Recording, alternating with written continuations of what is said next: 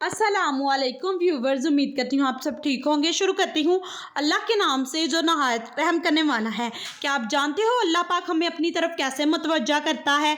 हम जब दुनियावी मोहब्बतों और रिश्तों को लेकर मगरूर हो जाते हैं, इन आर्जी सहारों पर सबसे बढ़कर इत्मीनान करने लगते हैं, तब वो हमें इनकी असलियत दिखाता है। एक एक करके सबको हमसे दूर करता चला जाता है, हमारा दिल तोड़ दिया जाता है।